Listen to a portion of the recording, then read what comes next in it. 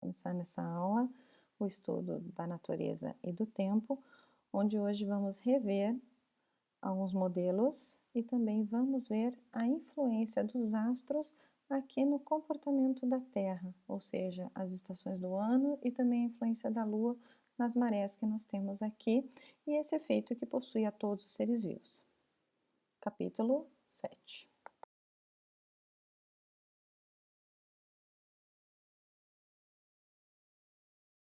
Nós já vimos que, quando não conseguimos fazer um experimento ou não conseguimos medir ou repetir algo, principalmente no que se trata de fenômenos naturais, os cientistas eles propõem ideias para explicar esses fenômenos, e isso recebe o nome de modelos científicos. Portanto, o modelo é uma tentativa de dizer como as coisas funcionam, de forma que são ideias ou suposições ou meras hipóteses que não têm como ser testadas, e esses são os modelos científicos.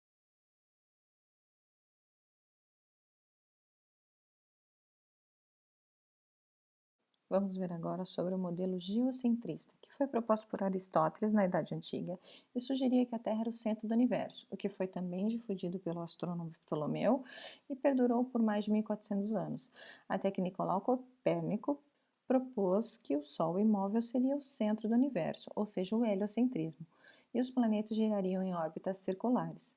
Anos depois, outros dois cientistas aperfeiçoaram esse modelo, propondo que as órbitas eram elípticas.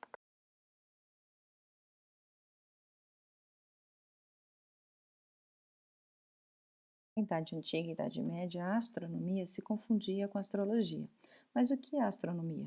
A astronomia é a ciência. Ela estuda os planetas, as estrelas, os satélites, os cometas, as constelações, estuda a composição, a classificação, a dinâmica, a origem, a posição, o tamanho e também a descoberta de novos astros celestes. Então é a ciência. Já a astrologia, ela conhece o movimento dos astros e o efeito no comportamento humano e as interações, não sendo considerada ciência, sim como arte ou vidência, ou um sistema de crença não provado.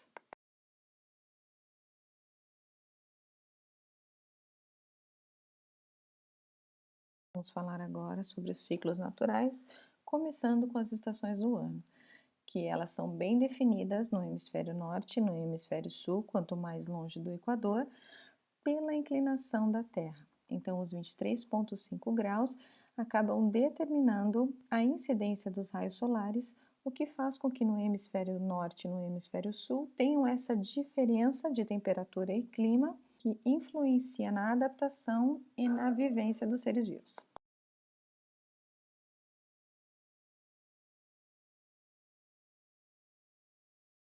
Temos a estação da primavera, que vem logo após o inverno e antes do verão, na época em que ocorre a floração de diversas espécies de plantas e também o período reprodutivo de algumas espécies de animais, temos temperaturas amenas e o aumento da umidade do ar.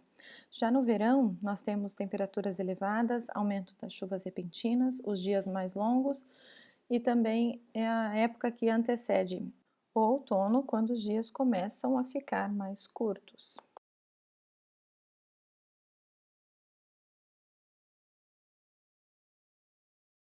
Outono, os dias começam a ficar mais curtos, que vem logo após o verão. Algumas espécies de árvores começam a perder as folhas, que se amarelam e caem, e é considerado um período de transição. Já o inverno, logo após o outono, temos a migração de algumas espécies de animais para locais mais quentes. E em algumas partes do hemisfério sul e do hemisfério norte, podem ocorrer neve e também geada. E é a época em que temos os dias mais curtos e as noites mais longas também.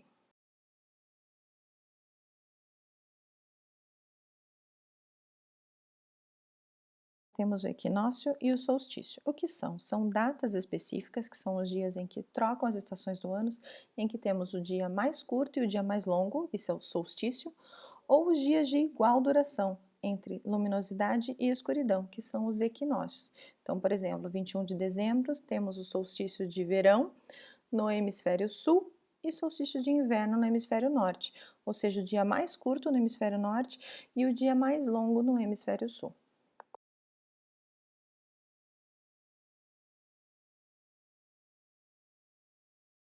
Vamos agora, dentro dos ciclos naturais, ver a influência do nosso satélite natural, que é a Lua, no comportamento principalmente das marés aqui na Terra. Vemos que as marés influenciam A parte oceânica, terrestre, também que está próxima aos oceanos, que são os manguezais, berçário de muitos seres vivos e um ambiente extremamente rico em nutrientes e necessário para os humanos. Então, essas marés influenciam todo o comportamento das regiões litorâneas.